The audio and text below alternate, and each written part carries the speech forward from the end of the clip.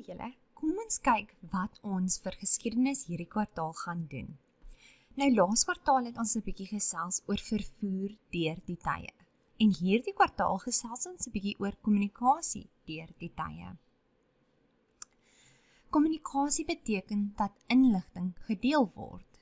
Ons kommunikeer met taal deur te praat, skryf, sing, en ons kan sonder woorde kommunikeer deur te dans of te teken. Nou, hoe het mense lank gelede gekommunikeer?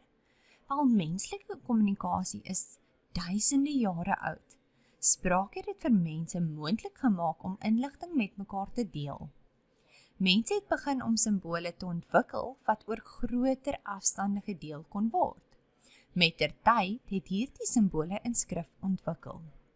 Nou, groot tekeninge is waarskynlik die oudste simbole wat mense gebruik het om te kommunikeer. Mense het prente op die wande van grotte geverf. Hierdie prente het stories vertel van gevegte, jagtogte, as ook hulle godsdiens. Later het mense die oppervlakte van rotse begin uitkerf en grafeer. Dit beteken dat die rotstekeninge langer sou bly op die rotse. Nou, hier is 'n voorbeeld van 'n rotstekening en die San het geglo dat as hulle 'n prentjie van 'n dier teken, hulle in staat sal wees om dit makliker te jag. Die San was jagter, versamelaars en hulle was die eerste mense wat in Suidelike Afrika kon bly het. Die San het talle rotsskilderye en graverings gemaak wat vandag as rotskuns bekend staan. Nou, hulle het verf gemaak van okkers, bloed, diervet, as ook plantsappe. Mense kommunikeer deur te sing en te dans. Hierdie vorms van kommunikasie word vandag nog gebruik. Families en gemeenskappe het liedere en danse gebruik om inligting oor te dra, spesiale gebeurtenisse te vier, as ook om met hul voorouers te praat. Nou, voorouers is familielede van lank gelede.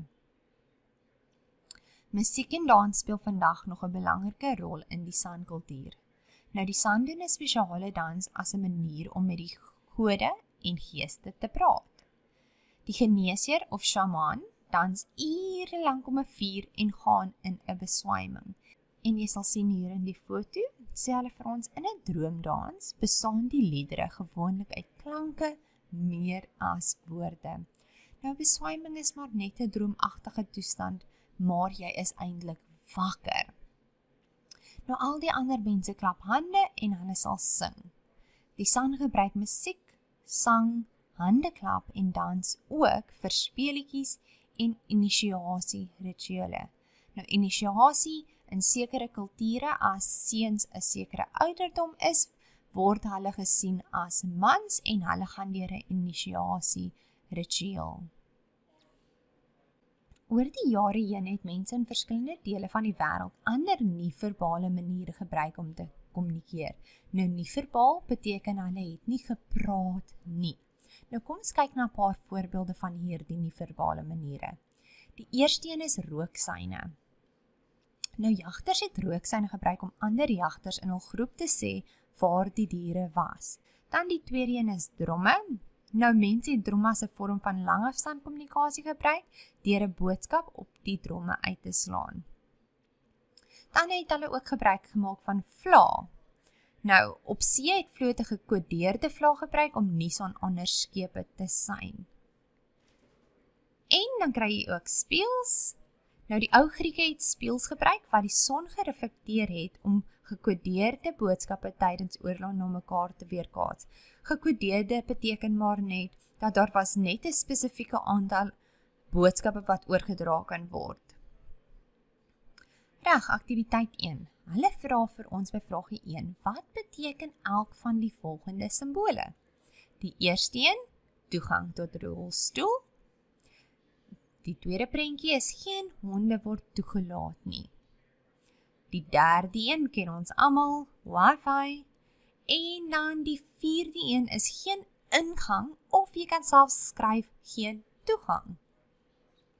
Vraagie 2. Beskryf die verskillende maniere hoe die sanjagter-versamelaars kommunikeer in die onderstaande prent.